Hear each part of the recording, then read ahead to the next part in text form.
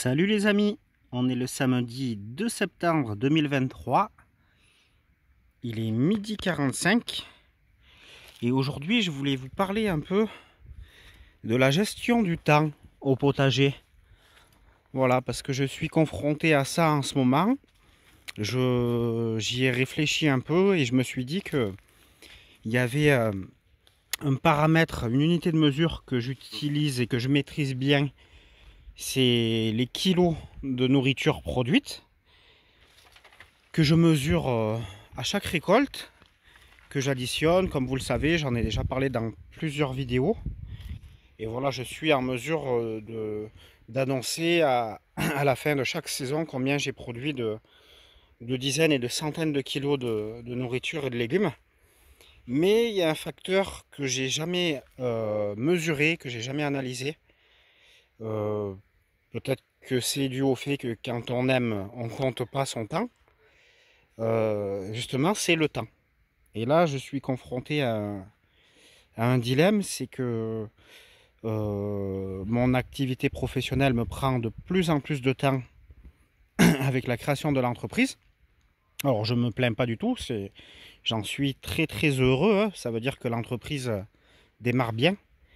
Mais voilà, ces dernières semaines, je travaille. Alors pareil, j'ai pas compté mes heures, mais vu les journées moyennes que je fais, je dirais bien 70 heures de travail par semaine.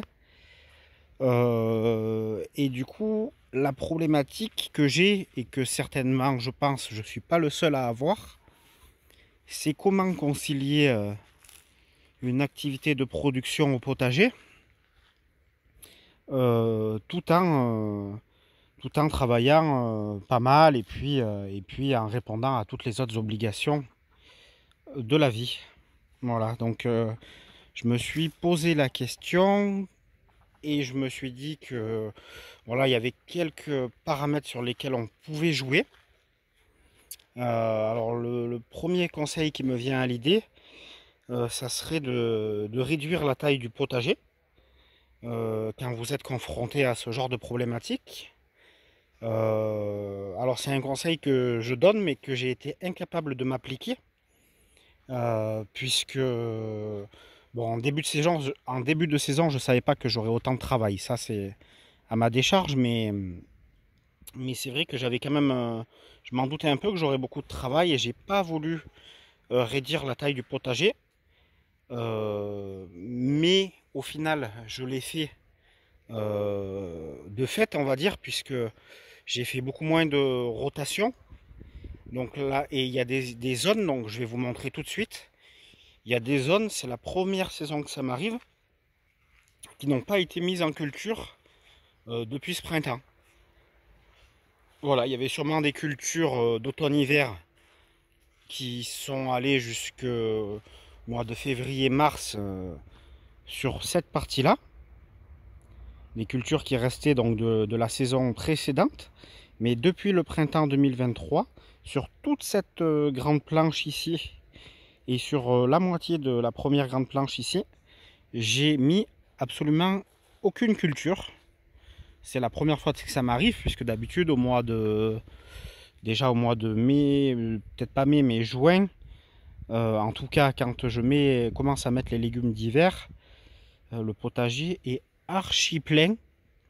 Et je fais même de la succession de cultures pour gagner de la place, c'est-à-dire que dès que je finis une culture, derrière je rembraye sur une nouvelle culture. Bon là je ne l'ai pas du tout fait par manque de temps. Voilà, donc quand je dis réduire la taille du potager, au final mon potager fait toujours la même taille, mais j'ai réduit quand même la surface de culture. Après la deuxième chose qu'on peut faire, c'est diminuer la diversité de ces productions.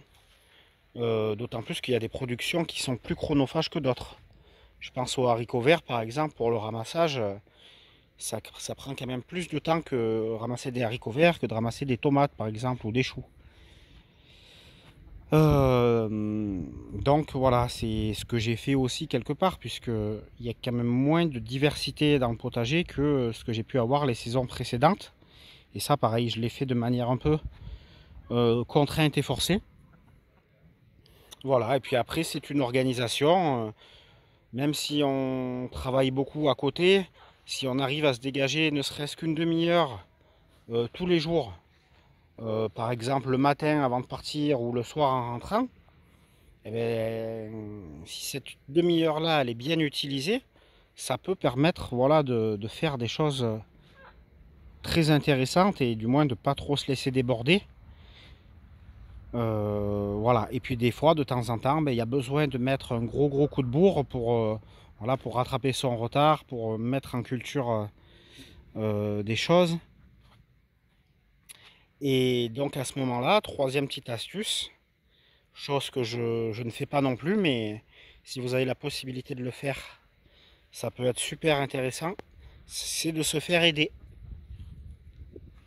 Voilà, moi je suis tout seul pour la partie production de ce potager, mais si vous avez la possibilité d'avoir quelqu'un qui vous aide, ne serait-ce que une demi-journée ou une journée de temps en temps, vous pouvez comme ça décupler votre capacité de travail, enfin décupler non, parce que décupler ça veut dire 10 fois plus, mais vous pouvez, voilà, vous pouvez augmenter votre capacité de travail, la doubler ou autre.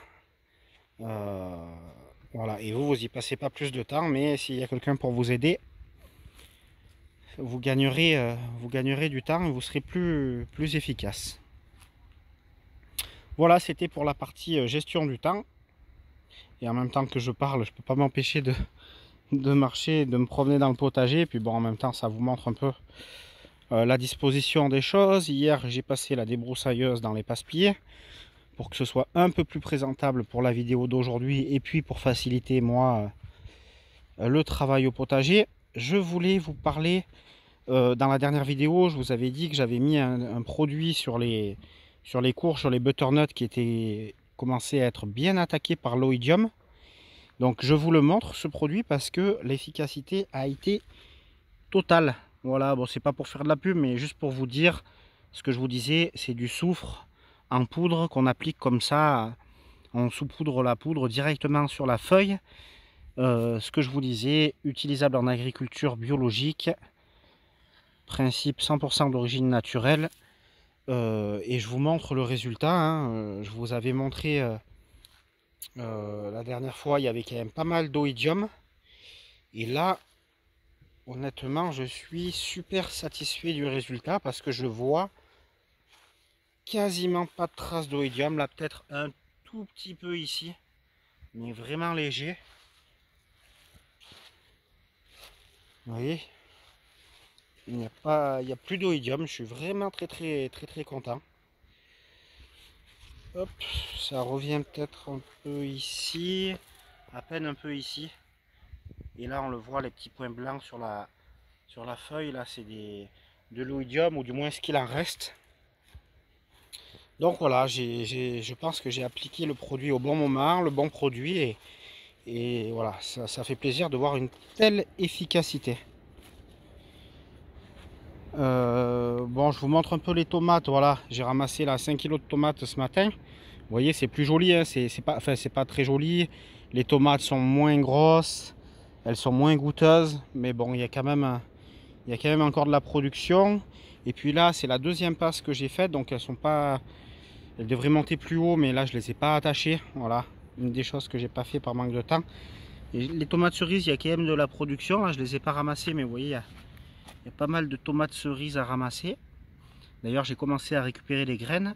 Et puis là, il y a de la tomate ananas. Alors c'est un peu sale parce que la débroussailleuse a éclaboussé, mais celle-là, voilà, elle est parfaitement mûre. Tomate ananas, je vais pouvoir la ramasser et surtout récupérer les graines. Bon, je vais la manger par la même occasion, mais tomates ananas sont venues rapidement. Là, il y a de la green zebra qui est pas mûre.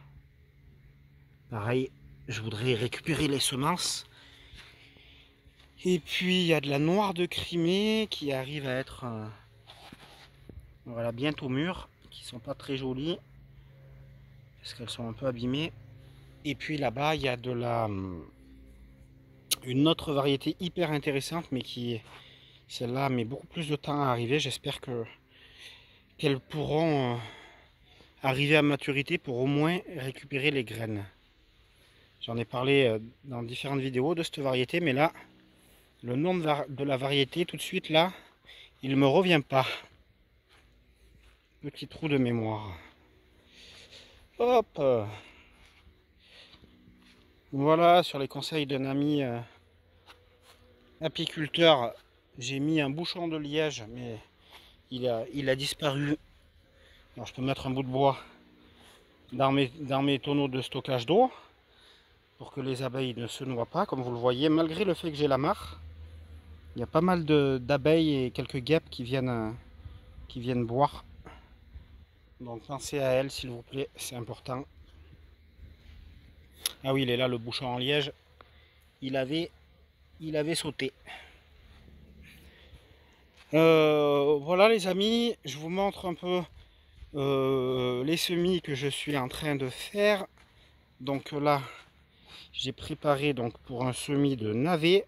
Donc idéalement, il faut les faire au mois d'août, mais comme ici en Ardèche, à cette altitude, en général septembre, octobre, même novembre sont relativement doux.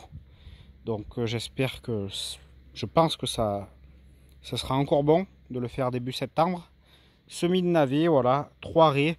J'ai préparé le sol, il était déjà désherbé. J'ai juste passé un petit coup de, voilà, un petit coup de binette, histoire de, voilà, de décompacter un peu, même si le sol est déjà décompacté naturellement, mais d'enlever les racines des dernières herbes sauvages.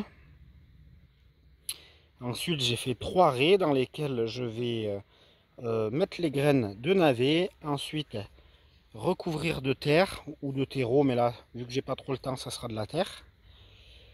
Damer un petit peu, tasser un petit peu la surface du sol, de manière à ce que les graines ne soient pas dans une poche d'oxygène, mais bien en contact avec la terre. Et ensuite, un bon arrosage. Et on sera parti pour une culture de navet. Là, ici, dans la continuité, je vais faire de la carotte. Je vais faire mon deuxième semis de carottes. Même si je sais que c'est tard, mais c'est pas grave, je tente, de toute façon, je suis en retard. Et là, donc là, vous voyez, ça s'est enherbé, hein, il n'y a plus trop de paillage, l'herbe a pris le dessus, donc j'ai passé la débroussailleuse. Et si je veux remettre en culture ici, il faudra que à la fourche bêche, que je déterre toutes les racines des herbes sauvages, que je travaille le sol et ensuite je pourrais mettre en culture. Notamment, je veux faire de la mâche, encore des salades, pourquoi pas relancer des radis. Voilà les amis, ce que je voulais vous dire sur la gestion du temps au potager. Ben, dites-moi dans les commentaires, ça m'intéresse de savoir si vous avez des difficultés au niveau de votre planning pour arriver à gérer à la fois le potager et le reste de vos activités. Voilà, si vous avez la chance d'être à la retraite, eh ben c'est super. Vous avez peut-être plus le temps et encore, c'est même pas sûr. Je vous souhaite un excellent dimanche les amis. À bientôt.